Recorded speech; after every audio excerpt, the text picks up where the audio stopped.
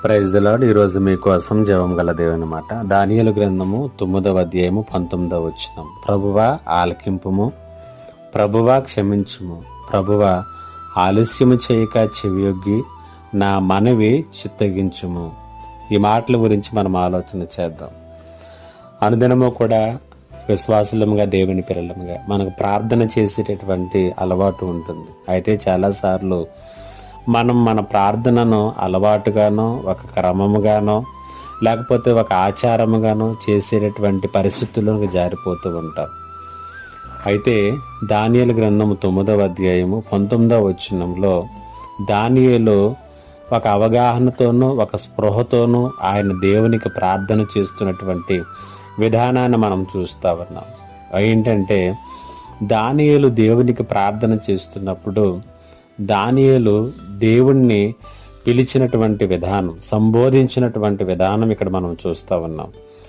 ఆయనను ఆలకించమని, క్షమించమని, ఆలస్యం చేయక చెవియొగ్గి ఆయన మనవి విని సహాయం చేయమని వేడుకుంటూ ఉన్నాడు. అనగా ఇక్కడ దానియేలు అవగాహన ఏంటంటే, నా దేవుడు నేను మొరపెడితే ఆలకించేటటువంటి దేవుడు, నేను పాపం చేసినప్పుడు, పొరపాట్లు చేస్తున్నప్పుడు ఒప్పుకుంటే క్షమించేటటువంటి దేవుడు, నేను కష్టకాలంలో ఉన్నప్పుడు ఆలస్యం చేయక నాకు సహాయం చేసేటటువంటి దేవుడు అనేటువంటి అవగాహనతో దేవుణ్ణి సమీపించి ప్రార్థన చేస్తున్నాడు. ఈ ఉదయకాల సమయంలో ఈ మాటలు వింటున్నటువంటి నీ జీవితంలో కూడా ఈ స్పృహను నువ్వు కలిగి ఉండాలి.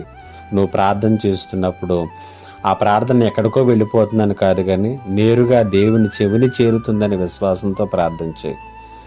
నీవు శరీరంలో ఉన్నటువంటి మానవులంగా బలహీనతలను బట్టి ఎప్పుడైనా దేవునికి ఆయాసకరంగా మన జీవితాల్లో పడిపోయినప్పుడు ఒప్పుకొని విడిచిపెడితే ఆయన క్షమించి మన మీద కృప చూపించేటటువంటి దేవుడు అనేటువంటి సంగతిని కూడా జ్ఞాపకం చేసుకో.